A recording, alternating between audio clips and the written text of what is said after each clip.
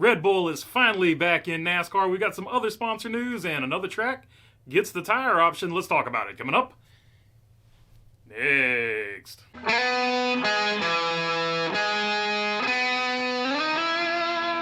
What's going on, everybody? Hope you're doing good today. And a lot of people have speculated ever since Shane Van Gisbergen went to Trackhouse that we could possibly see Red Bull in the sport. And of course, it was kind of teased a long time ago when you saw Connor Zilisch get that Red Bull helmet. But it is finally official. Red Bull is back in NASCAR. Teaming with Trackhouse here as you see the cars. The 87 is going to be Connor Zilisch, and of course the 88 is going to be Shane Van Gisbergen.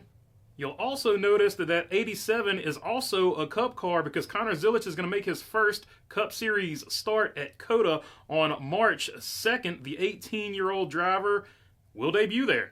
Zilisch, a Trackhouse development driver, stormed onto the racing scene in 2024, compiling an impressive resume that includes winning his NASCAR Xfinity Series debut at Watkins Glen International, plus 2 Craftsman Truck Series poles, victories at the Rolex 24 in Daytona, and the 12 Hours of Sebring, 4 ARCA races, and a Cars Tour event. So the Zilisch news is kind of flying under the radar because everybody's hyped up about Red Bull coming back, and of course SVG, the longtime member, being with Red Bull. But that's just another huge contract, also partnership.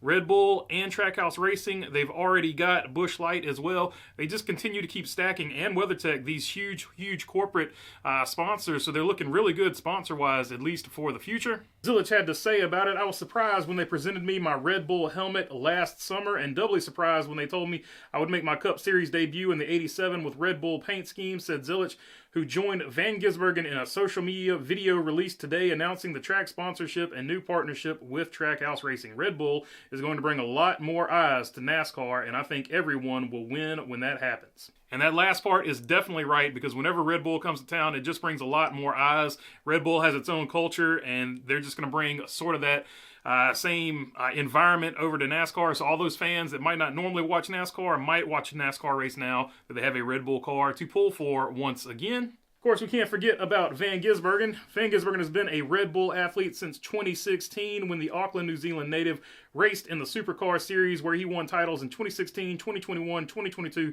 scored 78 wins, 47 pole positions, making him the 4th most successful driver in the series history. He also won Bathurst 1000 in 2020 and 2022. So with all that success, obviously Van Gisbergen was the catalyst to get this Red Bull sponsorship, make no doubt about it. He's had a ton of success over there with that, and the car over there, very familiar, very similar to the car he'll be driving over here now in the Cup Series. Now let's take a look at what races. We know which one Zilisch is going to race. Let's look at the races that Red Bull will be on the side of the 88. For Shane Van Gisbergen, he will drive the familiar Red Bull paint scheme at the March 16th race at Las Vegas Motor Speedway, July 13th at Sonoma, California, August 3rd Iowa Speedway, August 23rd under the lights at Daytona International, and September 28th at Kansas Speedway, the 2nd Kansas race. So there you go, 5 races for Red Bull, 6 if you want to count Zilisch at COTA. Really going to be a cool thing. And of course, Red Bull got out of the sport in 2011, but if we remember finally back to those years, we remember the very first Red Bull driver, Bill Elliott. Yep, that's right. I said Bill Elliott. Right here, you see it right here. He did the first testing for them, ran the first race for Red Bull in the Dodge back in the day, the Petty Foundation Red Bull Dodge. Of course, I was being funny there, but he was the first Red Bull driver. Not a lot of people remember that. Not a lot of people remember that scheme. His son, in fact, Chase Elliott, in the Hooters Cup, which is later basically became the Cars Tour, he drove the Red Bull car number 9 there as well. So Chase Elliott has actually driven for Red Bull as well, but they've had a ton of drivers actually drive for Red Bull, including AJ Allmendinger and Scott Speed, who were sort of the original drivers there. And then Brian Vickers was brought in later. Brian Vickers had some health issues where a series of drivers jumped in and filled in for him, including Matthias Ekstrom, who you see right here from Sweden, FIA Rally Champion. Then Reed Sorensen, Boris Said, and Casey Mears also filled in for him. And of course, Casey Kane filled in for him as well during that season where he was having the issues with the blood clots. Later, of course, Casey Kane would come over there in his gap year and drive the number 4 car for them. Brian Vickers, of course, got their first win in Michigan in 2009. And then the last win came from Casey Kane in Phoenix, the second Phoenix race of the season that year. in 2011, which of course was the last year of Red Bull where they ran Toyotas for the vast majority of it. Like I said, the first Red Bull was a Dodge, and now it will be on the side of a Chevrolet. And just for brand equality, they've been on pretty much every brand, but for the Ford fans, Red Bull is associated in F1 with Ford. So there you go. They touch all brands as far as automotive goes. But after 284 races and 2 wins, Red Bull did pull out of the sport. They eventually sold to BK Racing, whereas Ron Devine, ironically enough, just got upheld today that he will be liable for the bankruptcy stuff that went down there. So going to be just interesting that happened all at the same time that Red Bull came back into the sport. What eventually became Red Bull, that court case finally got finished off as well. We mentioned the last win for Red Bull came at Phoenix. Phoenix also was announced today from NASCAR that they will run the option tire for that race next season. The first Phoenix race of the season, I should say, where they will get the 6 primary tires and then the 2 option tires. Of course, the option tires are faster, but they're supposed to degrade faster, whereas the regular tires, or the primary tires, will have a longer run life, but they won't be as fast. So there will be some strategy with the tire. Hopefully they pull it off. Hopefully this makes the Phoenix race better. And hopefully, if everything goes well, it will be added to the final Phoenix race. A NASCAR spokesperson said that if the option tire works well during the spring Phoenix race, it would become the primary tire for the championship race at Phoenix in November. There would be no option tire for the championship race.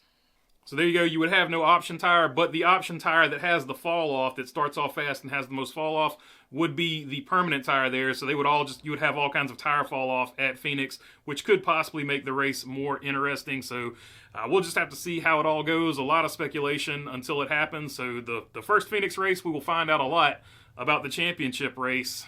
So hopefully the option tire has a lot of fall off and it goes well, and we can have possibly a better Phoenix race than we have gotten the past few years.